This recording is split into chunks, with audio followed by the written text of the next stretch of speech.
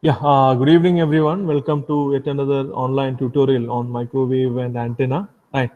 So we are in module one, right? We are studying about transmission line. So in last few classes, let's say 3 or 4 classes, we have been discussing about transmission line. We started with the lumped equivalent model of transmission line. Then we derived the real instantaneous form of transmission line equation. Right. Then from there we obtained the phasor form. Right. And in last class, we even obtained the solution, phasor solution of transmission line equation for voltage. Right. That was what we had done. Right. So initially we started with the uh, primary constants R, L, G, and C. Then later on, I went ahead and introduced Z and Y, one a series impedance and shunt admittance, right, in ohm per meter and mho per meter respectively, right. Then later on, once we were about to obtain the phasor transmission line equation for voltage and current, I introduced gamma, that is propagation constant, right, which is root of zy, and it's a complex quantity. It has a real part and an imaginary part. The real part is called attenuation constant, and imaginary part beta is called the phase constant, right? So this is what we have seen, and these are our phasor transmission line equations, and we have the onset points, that is telegrapher's equation or telegraphist equation, right? So this is what we obtained in last class. We have seen the transmission line equation, phasor transmission line equation. It is a second order ordinary differential equation, and it is also homogeneous, right? So it's a second order homogeneous ordinary differential equation, and so we can obtain the solution of this by writing the auxiliary equation. So first we wrote the auxiliary equation, then we found the root of auxiliary equation, and there will be two terms, right? The two terms. First one will be actually what, a constant times e to the power first root of auxiliary equation. We got the roots of auxiliary equation as d is equal to plus or minus gamma. Right, first root is minus gamma.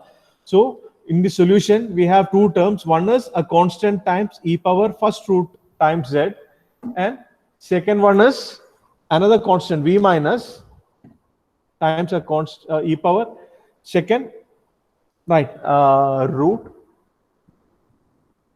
times z, right. So once we expand this, we'll get like this, and I told this is forward propagating wave and this is reverse propagating voltage wave, or we can also call actually what, incident wave or reflected wave, right. So this is what we have done, right. So we have to discuss more in detail about this gamma characteristic impedance and all those stuff. Before that, right, we'll try and see how to obtain solution for current. Solution for current, right? Solution for current. So for that, you just see the transmission line equation, phasor transmission line equation for current. I've named it equation D. I've named it equation D here, right? So it is d square I by dz square is equal to gamma square I. So what if I try and solve it? So again, for this, I can solve it by writing auxiliary equation. Auxiliary equation roots will be d is equal to plus or minus gamma. Then I'll get result I equal to I plus e power minus gamma z plus I minus e power gamma z. But again, right, if I'm using this equation to solve for I, I'll get two more unknowns, I plus and I minus. Then altogether, v plus, v minus, I plus and I minus. There will be four unknowns, right? Four unknowns. And to find out four unknowns as per the principles of mathematics, right, we need four boundary conditions, right? Four boundary conditions, and it is going to be very difficult. So we are not going to use this to solve for current. Instead of that, what we will do is we will use, right, these two, telegraphist equation and the equation E, right, and using that we will solve for current, so that I can save two unknowns, right. So now we have v plus and v minus. I told to obtain that we need two boundary condition. Boundary condition, it is nothing but what, you are familiar with boundary condition. You might have solved Laplace's and Poisson's equation in electromagnetic waves, right. So there you had two parallel plate, right, one at x equal to 0 and other one at x equal to d. and the potential at x equal to 0 is 0 and potential at x equal to d is V volt. This is boundary condition, right? So similarly here in transmission line case, I can say for z equal to z1, the potential is V1, and for z equal to z2, the potential is V2. So this is boundary condition. So if you have two unknowns, you need to be given with two boundary conditions. So if I go ahead with this current transmission line equation and solve that, right, again I'll get I plus and I minus. For that I may need two more extra boundary conditions, or else like some direct relationship between V plus and I plus and all those stuffs. So that is going to make things complicated. So in order to keep things simple, right, to find solution for phasor solution for, right, when I write solution, it is phasor solution for current I am going to use the two transmission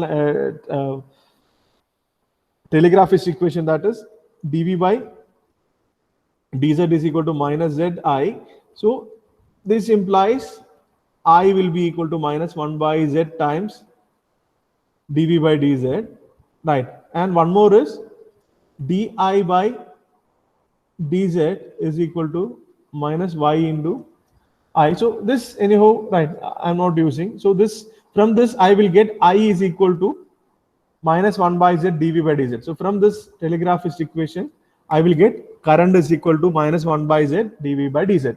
So that is one thing. I'll call it equation number A, B, C, D, E, maybe F, for instance, right? And then we already know the solution for voltage. V is equal to V plus e power minus gamma z plus V minus e power gamma z, right? So this is solution for voltage. So this again I'll use, maybe I'll call it equation number G or whatever, right? I'm using a new set of equation number for this particular session, so that, right, I don't have to go back and search what was the equation numbers, right? So I know V is equal to, right, V plus e power minus gamma z, V minus e power gamma. This is a solution for voltage, and I is equal to minus 1 by z dv by dz. So do I know what is dv by dz? Right, dv by dz, right, I don't know. If I substitute again, it is equal to zi, so you are going to what, like loop it infinitely. So instead of that, what I'll do is I will find dv by dz from equation number G, right?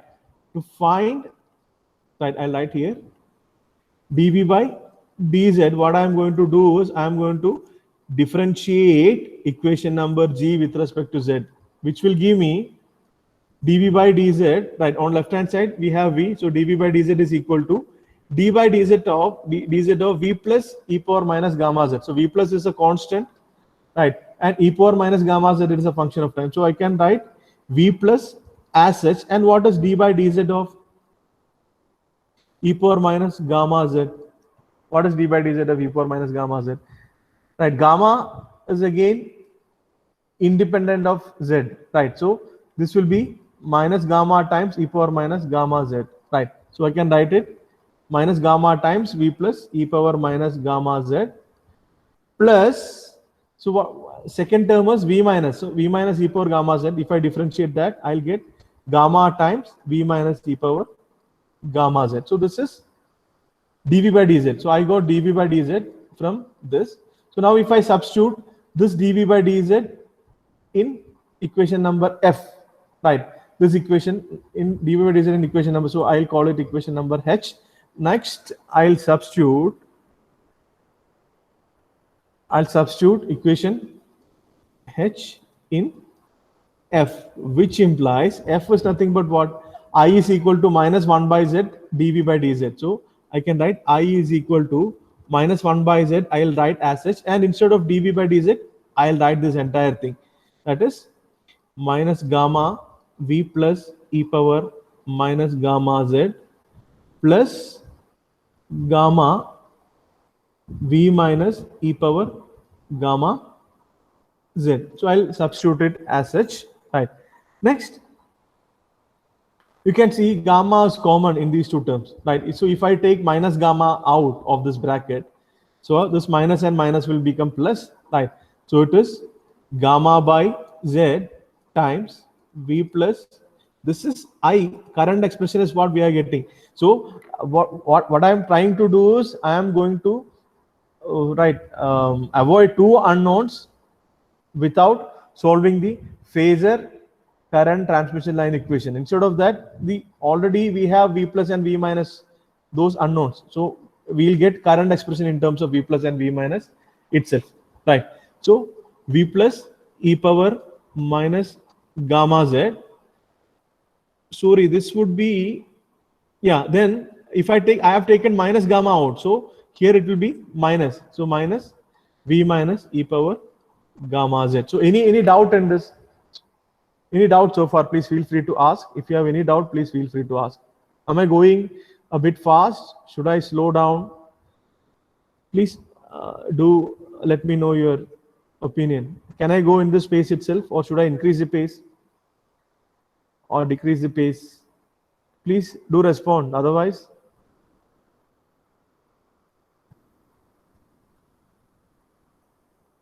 okay, I should decrease the pace. Okay, thank you. That's why. Thank you so much for giving me. Right. So what I got now was nothing. It's quite straightforward. What I have done is, right. I'll just repeat once again. Right. I'll just repeat once again. We had this telegraphist equation. We already know this. This is already known. So if you have any confusion, please feel free to watch the previous videos or just turn back the pages of your note. Right. So this is phasor telegraphist equation. Right. Phasor telegraphist equation. It says dV by dz equal to minus zi. So from this, I can get I is equal to minus 1 by z into dV by dz. So I think that will be clear. Right. There is no confusion in that. Right. Now, I don't know what is dV by dz actually, but I know V is of this form. Right. V is of this form. So by differentiating this V with respect to z, this expression, that is expression G with respect to z, I will get dV by dz. So that is the next step what I did, right? I differentiated equation number G with respect to Z. So I got dV by dz of G, that is dV by dz is equal to minus gamma times V plus e power minus gamma Z. So how I got? Nothing, right? So d by dz of this. So this is a constant times e power a function of e power Z, e power something into Z, right? d by dz of e power az will be a e power az. That's it. Very basic result of differentiation is what I have used. So it becomes minus gamma times V plus e power minus gamma z and plus gamma times V minus e power gamma z. Right. So I can substitute that in this dV by dz. Right. So when I substitute that, I got this. And further on expanding, I am getting gamma by z V plus e power minus gamma z minus V minus e power plus gamma z. Right now, this gamma, you already know it is root of z into y. It is by definition, right? I'm not telling anything new now. We have already discussed these things in yesterday's class, right? And what will be gamma by z then? Gamma by z is nothing but what? Root of zy divided by z. So it will be root of y by z, right? So this gamma by z, whatever I have here, I can replace it with root of y by z, right? That's what I'm going to do now. Root of y by z, right, into v plus e power minus gamma z. Please do take it down along with me itself. Minus v minus e power gamma z, right? So now we have a new term here, root of y by z, right? So I'm going to introduce a new parameter, right? That is z0, right? So I'm going to assume a new parameter. So if you remember from beginning itself, initially we had only R, L, G and C. Then I introduced Z and Y. Then I introduced gamma, alpha, beta, all those stuffs, right? Now I'm going to introduce a new term, that is Z0 and Y0. Reciprocal of Z0 will be Y0, right? So now introducing characteristic, let Z0 is equal to root of Z by Y. Z0 is equal to root of Z by Y, and this is equal to 1 by Y0. This is called actually what? Characteristic impedance, right? This is very, very important aspect as far as actually what microwave engineering is concerned, right? The notion of characteristic impedance. We in soon we'll discuss what actually is this, right? So characteristic impedance, right? Z naught is actually what? Characteristic impedance, and this Y naught, that is reciprocal of characteristic impedance, I can call as actually what? Characteristic admittance, right? And it is nothing but root of Z by Y, right? Root of Z by Y. Can anyone tell me what is the unit of Z naught? Z has a unit of ohm per meter, and Y has a unit of mho per meter or ohm inverse per meter, right? So what will be unit of root of Z by Y? So please do type it in chat window. Root of Z by Y, its unit. It's called characteristic impedance. Right? What is the unit of that? Please do type it in chat window fast.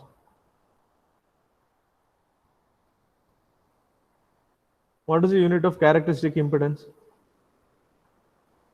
So slowly we are trying to build up the underlying theory of microwave transmission line, and we started from the basics, and now we are developing and studying various parameters. These parameters are actually what important, right? If you can't actually find out in practice, you can't find out R, L, G, C, or Z and all those stuffs. You can find out characteristic impedance. You can find out reflection coefficient. Right, so I'm getting different options. One is Siemens per meter, Shiv Prasad is telling ohm square, Prajwal is telling ohms. The correct answer among these three is actually ohm, right? It's quite straightforward. It is root of Z by Y, right? Root of Z by Y. Z is ohm per meter, right? Z is ohm per meter, and Y is ohm inverse per meter, ohm inverse per meter, right? And this entire thing under root. So this in meter inverse, it will get cancelled. Ohm inverse, when it goes to actually what numerator, it will become actually what ohm square, and there is a root. I think Shiv Prasad missed a root. So the unit is ohm, right? So please do keep in mind the unit of Z naught is not ohm per meter, it is ohm. And similarly, unit of Y naught will be Siemens or mho or ohm inverse, right? So this is characteristic impedance. So now I'll just finish off with the solution of I. So I can be written as 1 by Z naught into V plus e power minus gamma Z minus V minus e power gamma Z. So this is the solution, phasor solution for current. That's it. Once it was asked for exam, obtain solution of transmission line equation for voltage and current. So this is the phasor solution what you should obtain, right? So I told the problem, if you use both the transmission line equation, the one in voltage and one in current, both if you are using, we will get 4 unknowns, right? We will get 4 unknowns, right? So to avoid that, we have used this strategy, right? Otherwise, if I had solved using current transmission line equation, I would have got, right? If I had used current transmission line equation, I would have got I will be equal to I plus e power minus gamma Z plus I minus e power gamma Z, right? I would have got this, right? If I had used, so this I plus and I minus, I wouldn't have known, right? But now from these two, what equation number I can give? Can I, I'll give equation number I, right? And I'll give equation number J. Both are same equation. This is the one which we obtained from actually what the knowledge of voltage solution and the telegraphist equation. This is what I would have obtained if I solved d square I by dz square is equal to gamma square I. If I solved, right, using this auxiliary equation, solution of auxiliary equation would have been d is equal to plus or minus gamma. So then constant e power first root plus constant e power second root, right? So now from these two, can you find out what is I plus and I minus instead of V plus and V minus? We can easily find out, right? As I have done this way, we can easily find out from this. I plus is equal to, I plus will be actually what? V plus by Z, V plus by Z naught. And what will be I minus? There is a twist in I minus, right? I minus is equal to minus of V minus by Z naught, right? It is equal to minus of V minus by Z naught, right? So we are getting these two unknowns in terms of the already existing unknowns, that is V plus and V minus. So to obtain this, we need only actually what, two boundary conditions. That is why we have done this. Please don't think why I didn't use that current equation, right? I can always use current equation. If I had used that, I would have got this. But the relation between I plus and I minus are this, right? So this is the solution. This is the solution, right? This is also a solution. If you write this solution, then along with this you should write these two things as well, right? So okay, now I would like to hear from you. Any doubt in this? So I want you to appreciate how did we solve the transmission line equation, how did we obtain the current form, right? I want you to be clear why we didn't use d square I by dz square is equal to gamma square I to solve for current, right? Are you clear with those things, right? If you are clear with that, now we can go ahead and discuss about the notion of characteristic impedance, right? We'll discuss in detail about characteristic. Can I proceed? Can I proceed with characteristic impedance?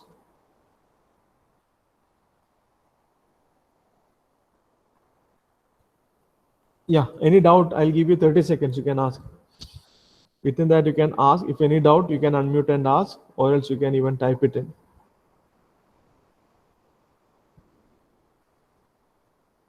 Yeah, I think no doubt. That's why. Okay, now we'll go ahead. Right. So I'll just once again I'll consolidate the results. Right. Once again I'll consolidate the results. Right. So the solution for transmission line equations are phasor solution. Right. When I say solution, the phasor solution of transmission line equations are V is equal to d plus e power minus gamma z plus V minus e power gamma z, right? And I is equal to V plus by z naught e power minus gamma z minus V minus by z naught e power gamma z. So these are the solution. And in these two solutions, the first term, right?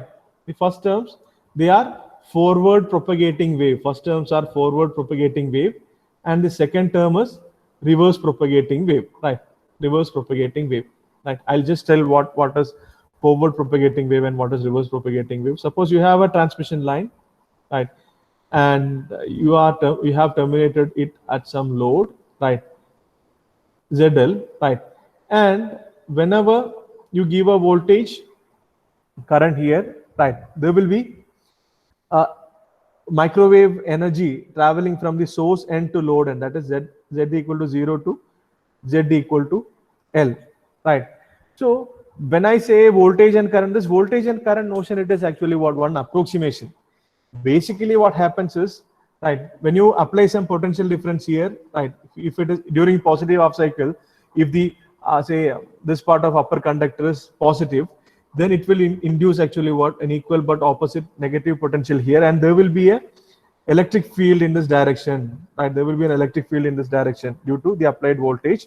And as there is current, say if during positive half cycle current is from left to right, right, it will, using actually what, right hand thumb rule, right, you can find out the direction of if I is upwards, right, if you use your right hand thumb rule, you can see the direction of magnetic field. Direction of magnetic field will be like this, that is towards the right it will be into the plane, and towards the right it will be, towards the left it will be out of the plane. So there will be a magnetic field like this. So similarly, when I have a conductor from a current from left to right, there will be a magnetic field. That magnetic field will be in this direction, that is it will be going into the board below and it will be coming out of the plane above, right? So there is a magnetic field, right? So the a circular magnetic field, right, a circular magnetic field and an electric field. So a magnet, if this is z-axis, right, if this is z-axis, right, okay, 1 second, I'll just do here. I want you to appreciate this thing, so then only you'll be able to visualize or appreciate what is this forward propagating and reverse propagating steps as well, right? So if this is right, if this is x-axis and this is y-axis and this is z-axis, now wave is propagating along z-axis, and you have electric field along x-axis and magnetic field along y-axis. So in fact, there is a transverse electromagnetic wave, right? In fact, there is a guided transverse electromagnetic wave within this. It's actually what electric field and magnetic field. This electric field is actually what symbolized in our lumped circuit element by a capacitor, right? In between capacitor, we have electric field, or capacitor stores energy in electric field. So this electric field is represented by the capacitor, and this magnetic field is represented by the inductor, right? So that's how actually energy is propagating. But if I go and analyze it in terms of E and H, I told it's going to be very difficult. Why? Because it will be a function of X, Y, Z, and T. It will be function of 4 different variables. Right now, here with Z and T itself, we are struggling. Right? If we were analyzing in terms of E and H, it would have been disaster. That's why we are not doing that. We have come up with a voltage and current approximation. So it's just like what for when you studied the nature of light, right? You studied nature of light can be studied using wave theory and ray optics. Wave optics and ray optics. Just like that, a transmission line theory you can study either using electric and magnetic field or using voltage and current. This distributed network approach using voltage and current, that is simplest. That's why we are using this. This thing you have to keep in mind. Right. Now you listen to what I have to tell. Right. So I'm telling this is forward propagating wave, which means when you give some voltage here, a voltage wave will actually what propagate from source to load. Right. That is forward propagating wave. So at any given time, right, when you take a screenshot, right, when you take a snapshot of voltage distribution along this, so there will be a forward propagating wave. And what happens is, depending upon the ZL, right, if this load impedance is matched to the transmission line impedance, right, I repeat, if the load impedance, it is matched to the transmission line impedance, what will happen? The entire power which is coming, propagating from source to load will be dissipated across the load if it is matched. That is actually what maximum power transfer theorem and all you have studied, right? If it is matched, the incident wave will be dissipated across the load. But if it is not matched, right, if it is not matched, we will see what is the condition for matching and all later. But for instance, just keep this in mind. If it is not matched, what happens is a part will be delivered to the load and remaining part will be reflected back. Right? If it is not matched, a part will be delivered to the load and remaining part will be reflected back. So at any given time instance, if you take a snapshot and you consider any cross section of this, right, you can find a forward propagating wave and a reverse propagating wave, both voltage and current. Right. So that is signified by this. This is forward propagating, that is propagating along positive Z, and this is reverse propagating, that is propagating along negative Z, moving towards negative Z. From this is load to source, right? Reverse is load to source. This is source to load, right? I hope it is clear, right? But you don't have to dig much deeper into it and all. But I told this. Why? Because some students used to confuse, right? So when you have two conductors and connected a source here, right, and a load here, right, you can see the current will, right, say in positive half cycle, current will flow in this direction, and the return current will come like this. Don't confuse the forward and this forward propagating and reverse propagating with forward current and return current, right? Don't confuse it with that. That's why I gave you the electromagnetic wave aspect of this power transmission in transmission line, right? So forward propagating for the time instance, you just keep in mind it's forward propagating, it is reverse propagating. Forward propagating, it is to plus Z, reverse propagating to minus Z, right? Whether that idea is clear, right? Because these things are very, very vital. If you understand these things, right, then remaining thing. So we are going to study about reflection coefficient, voltage standing wave ratio. Then we'll actually come up with Smith chart and all those things. But if you understand these things, The remaining topics are going to be very, very easy. So any doubt so far? Any doubt so far? Please do let me know if any doubt is there. If you don't have any doubt, please type no. Or else if you think you have to watch the video once again, please do type that. Right? But I need to know, it should not be a waste of time. These are very important aspects. Right? The time which we are spending should be actually what spent fruitfully. That's why I'm asking you this. Please do type in whether you have doubt or not. If you have doubt, please do type in the doubt. If you don't have doubt, please do type no doubt. Right. But you can, if you can learn it on your own, then you can type, please proceed.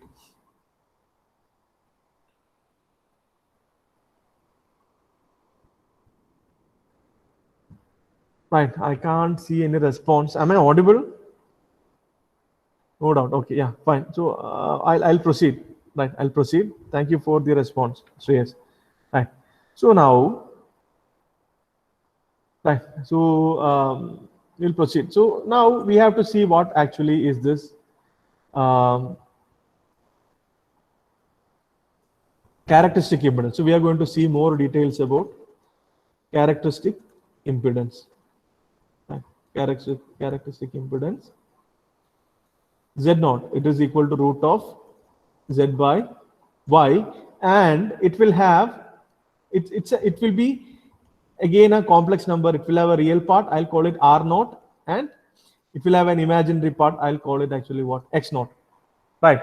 So it's a complex number. Z is a complex number, Y is a complex number. So Z0 can also be a complex number. But in practice, right, this Z0, the practical values of all the connectors and antennas which we use, right, are actually what? 50 ohm. Or the connectors, the practical value will be 50 ohm, right? So, but in general, when I say general solution, right, Z0 can be a complex number. It will be R0 plus J X0. So this will be resistance, and this is reactance. That's it, right? So we have to see what is characteristic impedance. For that, you should, what we have here is V is equal to V plus e power, say, minus gamma Z plus V minus e power gamma Z, and I is equal to, right, 1 by Z0 V plus e power minus gamma Z minus V minus e power gamma Z, right? This we have, right? From this equation is given. From this equation, if you have to find out Z0, what you will do? If you have to find out Z0, what you will do? So what you can do is, if you suppose you are completely, somehow you are, by doing something, you are completely eliminating the reverse propagating part. Somehow you are making it to be equal to 0. There is no reflected wave. Suppose you are making it to be equal to 0. Right? If this is 0, then Z0 can be written as, Z0 will be equal to, what is that? Voltage by current when reflected voltage is 0. Right? Voltage by current when reflected voltage is 0. So this is what is Z0 as per, this is actually what as per the math, right? But physically, what is Z0? How can I define this Z0? That is what we are going to tell now, right? Physically, how can we? So it's V by I when reflected voltage is equal to 0. So in under what condition reflected voltage can be 0, right? So I'll come up with one definition, right? You can't find the definition of Z0 in your textbook, so please do pay attention, right? Please do pay attention, right? So you consider a voltage source, right, connected to a transmission line, right, whose length is equal to infinity. Then what will happen when you connect a source? Initially, when you switch on the source, right, the wave will be traveling from source to load. Wave will be traveling from source to load. It will travel from source to load with velocity of light. But if the length is equal to infinity, what will happen?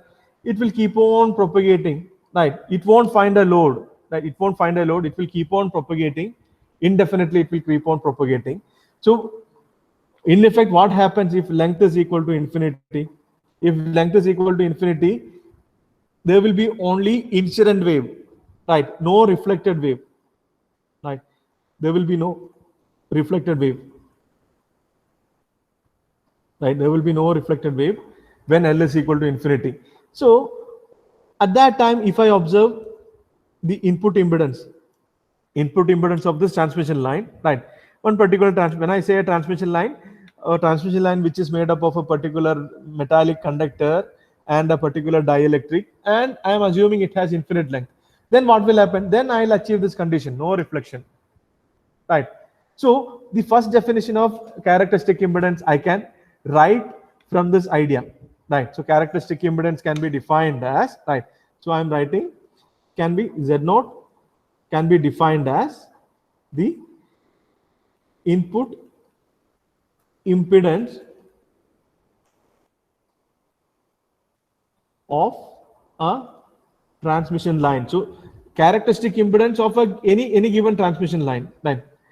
So it can be defined as input impedance of a transmission line when the length is made infinity. Length is made infinity, right? So that is one way of actually what physically interpreting the characteristic impedance. So input impedance of a, like the impedance as seen by the input, right, when the length of the transmission line is made infinity, and that is one way of defining it, right? And another way is another case, right? Another definition which I would like to tell is, are you able to take it down along with me? Another case is, right, suppose I have you consider a physical transmission line, a coaxial cable you consider, right? A coaxial cable you consider, right? The cable which is used in your CRO probe or in cable TV wires, right? You consider coaxial probe, right? You are connecting a voltage source here. You're connecting a voltage source here, right? You're connecting it the ground to actually what shield, and the sender one to the sender conductor, and at the other end you are connecting a load, right? At the other end you are connecting a load. Suppose it is a matched load, right? It's a matched load, ZL, and it is matched, right? ZL and it is matched, right? So now we have incident wave, right? And in order to avoid reflected wave, what I should do to avoid reflection, or for maximum power transfer, what I should do? The load should be matched. Load should be matched, right? Load should be matched. For that, what you should do is you should simulate infinity in this direction, right? Or the load should be matched, right? For that, we can see when this ZL is equal to Z0, when you connect the ZL is equal to Z0, then what happens is the impedance, right, as seen by the source, right, it will be equal to Z0. So all the power will be delivered to the Z0. So this is the idea for the second definition. You don't have to bother about the definitions, or right, but if you don't understand this, right, it's going to be difficult. Other things, it will be like simply by hearting, right? So the second definition of transmission line is Z0, right? It is the value of ZL for which, right, reflection is 0, right? So if you consider a finite length, Z equal to 0 and Z equal to L, right? If you make ZL is equal to Z0, if you make ZL is equal to Z0, then what will happen? Maximum power transfer happens. So that is that part is actually what is very important as far as we are concerned. So I'll repeat once again. If you terminate a transmission line with its characteristic impedance, right, the reflection will be 0. So why are we so bothered about this? Why? Because, right, where are we using this transmission line? We will be using this, right, right. So suppose I have to transmit something wirelessly, right? So I need to connect the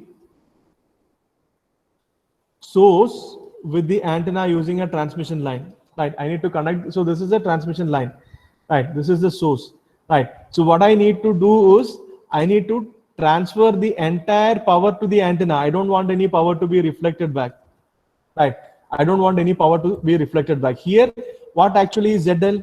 Here ZL is nothing but what? Our antenna, right? So what we should do is we should make antenna input impedance, right? We should make antenna Zin to be equal to, right, Z0 of transmission line. So in all the commercial cases, whichever transmission lines we are using, can it be coaxial cable or twisted pair cable or strip lines or whatever, whichever commercially available transmission lines are there, right? In most of the cases, the characteristic impedance is equal to what? Z0 is equal to 50 ohm, right? Most of the cases, characteristic impedance will be equal to 50 ohm. So in lab, when you are doing experiment, you will see that the characteristic impedance will be equal to 50 ohm. So when you say matched load, that load will be equal to 50 ohm, right? So as this Z0 is equal to 50 ohm, antenna input impedance should also be equal to 50 ohm. So this is what, right? Normally when you design an antenna, right, you'll be interested in its input impedance, right? So that input impedance should be equal to 50 ohm, so that the maximum power is delivered to the antenna, then it is radiated. So that is the significance of characteristic impedance. That is the significance of characteristic impedance, right? So I hope you got some idea, right? So what you have to keep in mind is only thing, right? Whatever, if other things you didn't understand or not, it's not a problem, right? If you terminate a transmission line with its characteristic impedance, the reflection will be zero. The reflection will be zero. That is the one very, very important point which you have to keep in mind. Will be, if you don't understand now, don't worry, we'll be repeating these aspects again and again, so you'll be, right, understanding it, right? So, and yeah, so that's it. So that's about characteristic impedance. Now, right, again, so I introduced you to characteristic impedance also. So characteristic impedance, Z0 is root of Z by Y, right? That is equal to Z by Y. So now I'll give you a homework, right? At this point, I'll give you a homework. So we know gamma is equal to root of ZY, Z0 is equal to root of Z by Y, right? And Z is equal to R plus J omega L, and Y is equal to G plus J omega C, right? And this gamma is equal to alpha plus J beta. I think similar question was there in your electromagnetic question paper, university question paper. Find the expression for attenuation constant and phase constant, right? So what you should do is you should find the expression for attenuation alpha and beta in terms of R, L, G, and C, right? In terms of R, L, G, and C. So for that, you can refer to the note which I posted in Canvas, right? I have posted a note, reflection coefficient and transmission coefficient.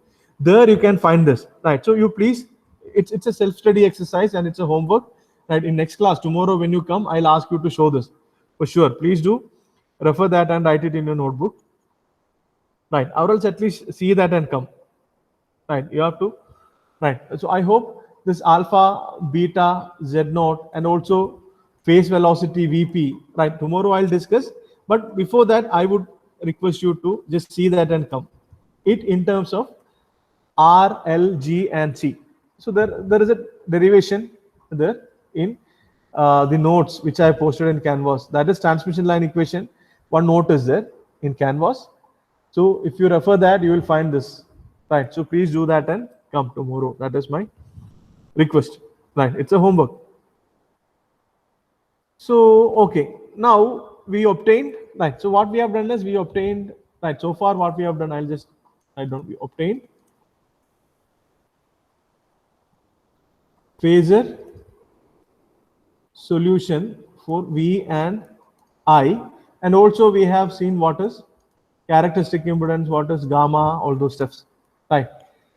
Next, right, we are not really interested in the phasor solution. Why did we find the phasor solution? Phasor solution was an intermediate step for finding real instantaneous solution. So my question is, what about real instantaneous solution? From phasor, how to convert it into real instantaneous? That is my question, right? From phasor, how to convert it into real instantaneous, right? So, and even this part which I'm going to discuss, you will not see it in your textbook, right? So please do pay attention, right? Please do pay attention. So I'll consider only, right? Now what I'm going to do is conversion of phasor to real instantaneous solution, phasor solution to real instantaneous solution. So what we have is V is equal to V plus e power minus alpha z e power minus j beta z. I have just expanded, that's it. Plus V minus e power alpha z e power j beta z. This is our phasor solution, right? Now, or V of z, right? I told V of z, normally we write it as V. Right now, to get real instantaneous solution, that is small v of z comma t, I have already given you the transformation steps, right? It will be real part of v of z into e power j omega t, right? Suppose you know the frequency, right? Then omega is nothing but what, 2 pi f. Omega is nothing but 2 pi f. So you multiply. So this is the phasor one, right? Phasor one, right? You multiply it with e power j omega t, where omega you will get provided you know the frequency, right? You multiply it with g power j omega t. So it's actually what, a complex number. It's a complex quantity. V of z e power j omega t, where v of z is actually what, the magnitude of this complex number, and omega t is the phase of the complex number. So please keep in mind, any complex number can be written as r e power j theta. So this is the real part, right? Magnitude, and this is the imaginary part, right? This is the real part and this is the imaginary part, right? So now what I'm going to do is I'm going to apply this, right? I'm going to use this and find the real instantaneous solution. So I'll write, please do it along with me. It's, even though the expressions are a bit lengthy, right? Only if you are very clear about the basics of complex numbers, then it's not going to bother you, right? V of z comma t is real part of V of z is, I'll write here, V plus e power minus alpha z e power minus j beta z is there, sorry, I miss z here, right? E power minus j beta z, right? That in first term into e power j omega t plus v minus e power alpha z e power j beta z times e power j omega t, right? Now from now onwards, for the time being, I'll just consider only this term, right? This term, whatever I am doing to this term, right, you can do the same thing to this term also, right? So to save time, I'm just, sorry, right, using this term for doing the transformation to this term alone. So this is equal to real part of, right? You can see e power j beta z is there, e power j omega t. E power j term we can combine together now. It's v plus e power minus alpha z e power, you can see minus j, right, or e power j omega t minus beta z. I can write here e power plus j omega t minus beta z, plus there will be one more term. This you have to write, right? This you have to write. What is that term, right? So I have this. So you can see here, it's again a complex number. I told any complex number, right? Any complex number, it will be what? I can represent it as r e power j theta in polar form, right? In polar form, any complex number can be represented as r e power j theta, right? So r is the magnitude and the argument of e power j something, that is actually what, the phase, right? This r e power j theta, how will you convert it into a plus ib form?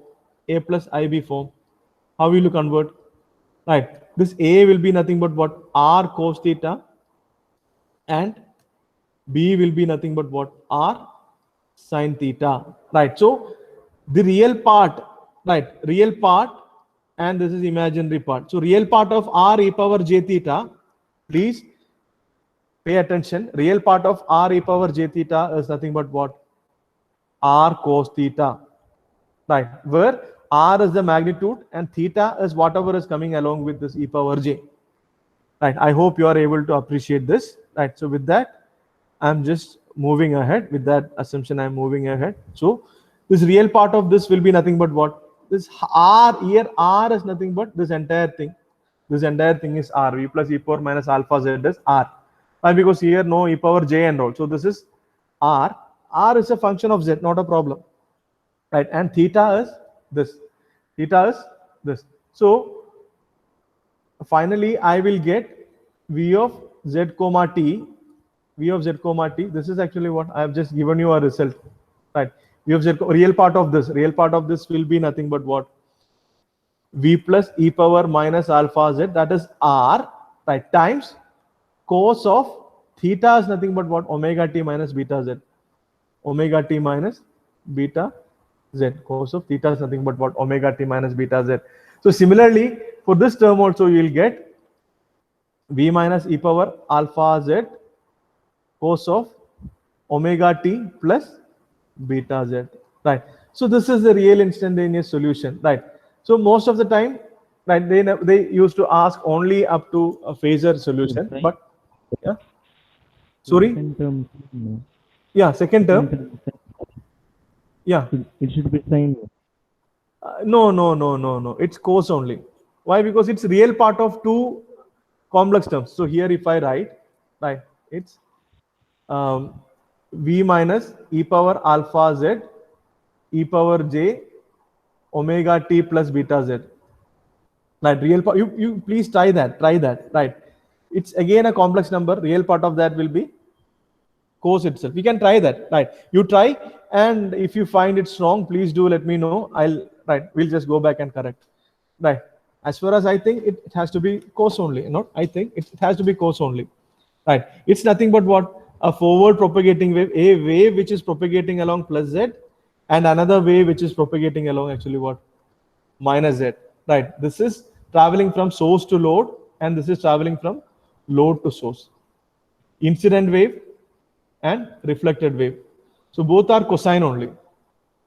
Both are incident and reflected. This is the solution.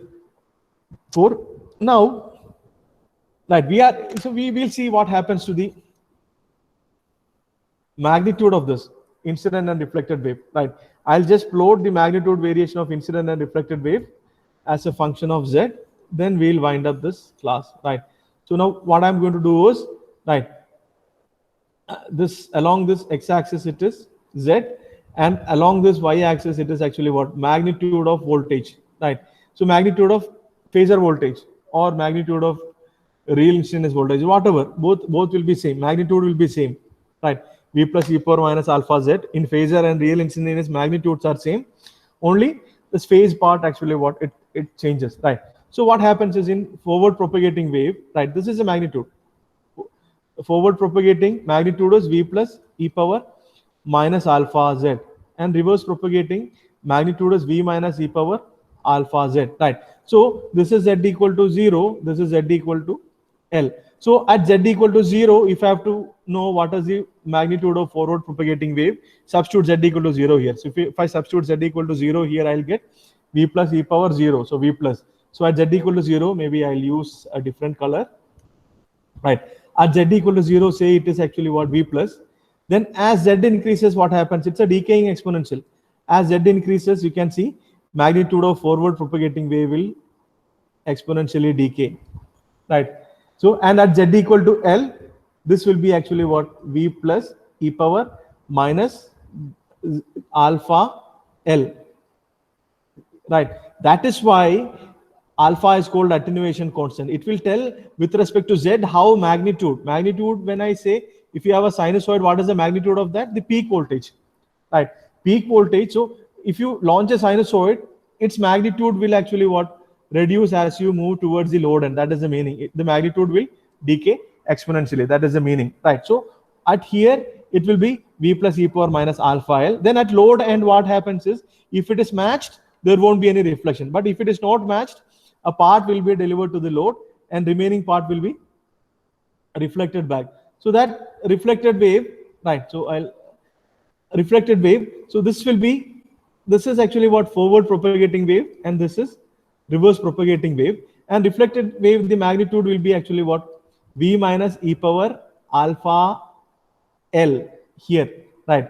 At z equal to L, the magnitude will be v minus e power alpha L, and at z equal to 0, it will be simply v minus.